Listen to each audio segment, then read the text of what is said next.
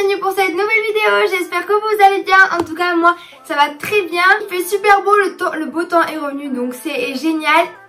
Je sais pas si vous avez remarqué mais aujourd'hui je porte un top que j'ai présenté dans mon haul Shein. Il est trop beau porté, je l'aime trop. C'est la lumière, ça fait trop beau, j'adore.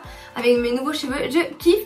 En tout cas, à part ça, j'espère que vous allez bien. Aujourd'hui, on se retrouve pour une nouvelle vidéo et on se retrouve pour une vidéo 100% luxe et 100% seconde main. Alors je pense que vous allez toutes et tous deviner quel est le thème de cette vidéo aujourd'hui. Et en fait aujourd'hui, on va voir ensemble et je vais vous faire découvrir aujourd'hui ma toute première pièce de luxe dite de seconde main. Donc je suis vraiment trop contente. Je l'ai reçue, l'état était parfait, donc vraiment je suis trop contente. Donc je vais pas vous en dire plus parce que je vous laisse ça pour la suite. Comme à mon habitude, évidemment je vous invite à me suivre sur mon compte Instagram que je vous mets juste ici, sur lequel je vous partage du contenu quotidiennement. Et puis je vous laisse avec le générique et on se retrouve juste après.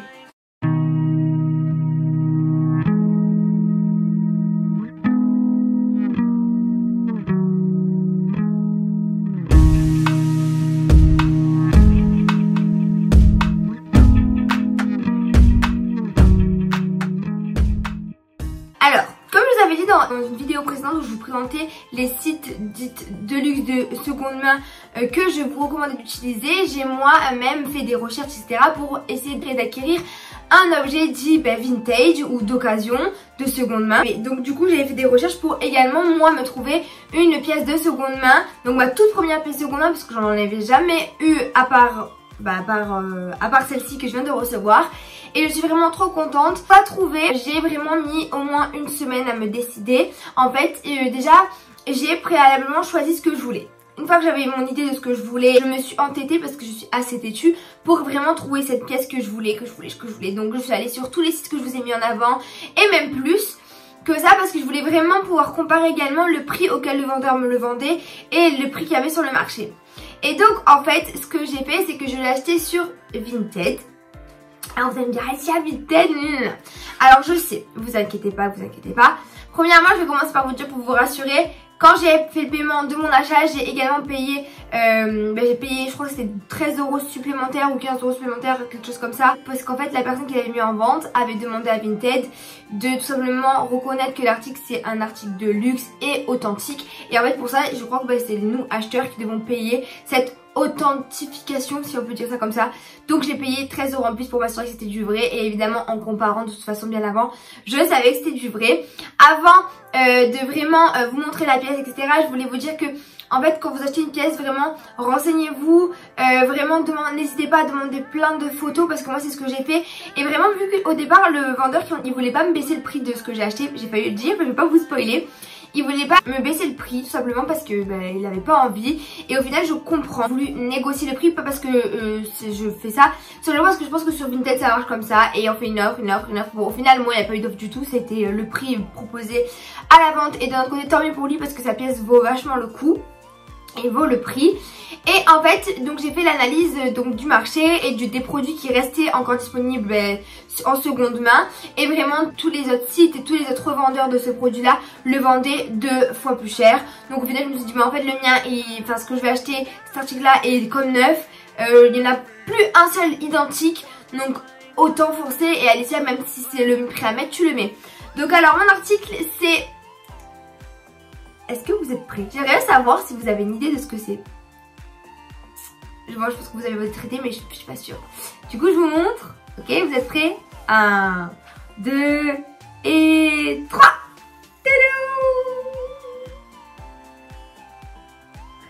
Je suis tellement contente que je vous le montre de loin.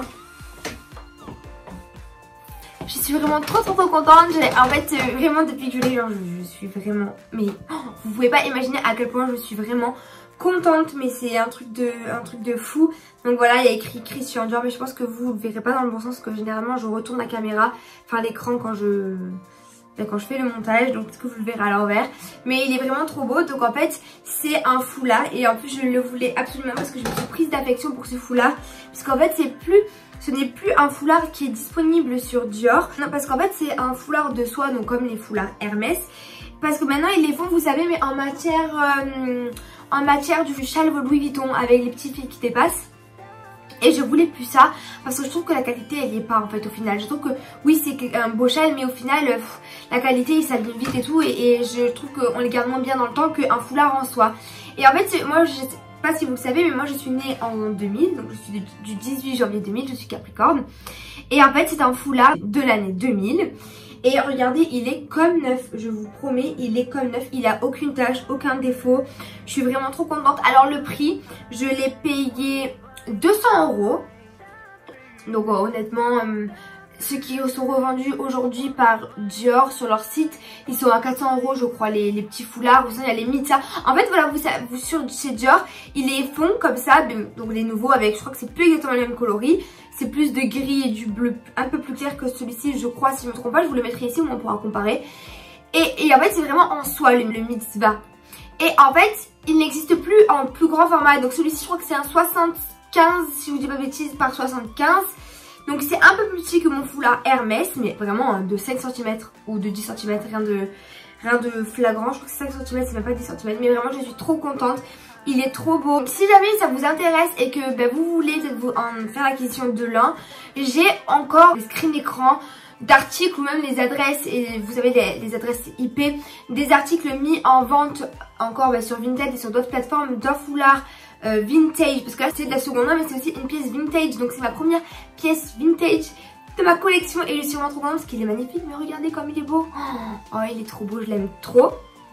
Vraiment je l'aime trop. Je sais pas si vous aviez l'idée, ça allait être ma première pièce de luxe, mais en tout cas ça l'est et vous avez découvert, j'espère que ça vous plaira. N'hésitez pas à me dire en commentaire si vous la trouvez trop belle aussi, ma nouvelle pièce de luxe vintage d'occasion Dior.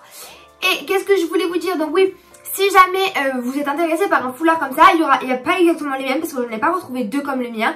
Et par contre j'ai encore des screen écrans et donc des adresses IP de vendeurs qui en vendent encore. Donc si jamais vous êtes intéressé, envoyez-moi un petit message privé sur Instagram et j'essaierai de vous retrouver tous ces contacts et de vous les donner. Au moins vous pourrez vous faire votre avis. Après si ça tombe à l'eau et que vous voulez pas l'acheter, évidemment c'est libre à vous de le faire ou de ne pas faire l'achat, mais au moins je peux vous aider.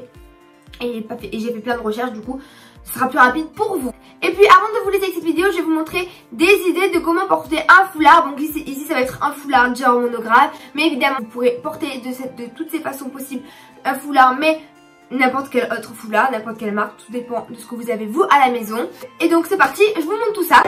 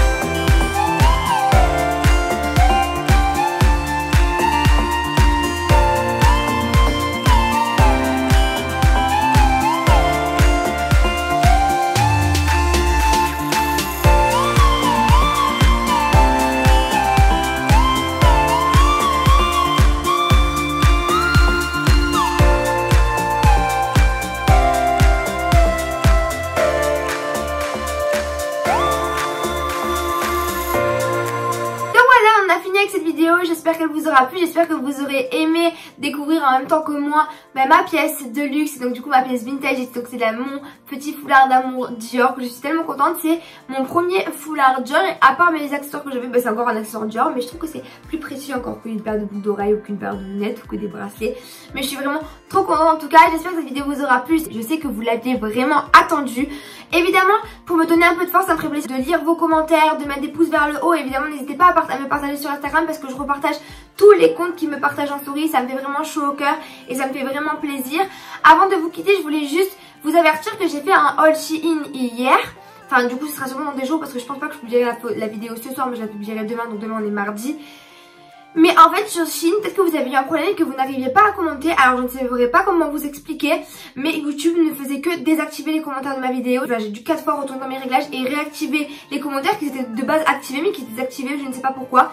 Donc je préfère vous dire que si jamais vous pensez que c'est moi qui avais désactivé les commentaires, pas du tout, c'est YouTube qui m'embêtait un petit peu. Donc voilà, je vous dis à très vite pour une prochaine vidéo. Ce fut un plaisir de faire cette vidéo et je vous fais plein de gros bisous.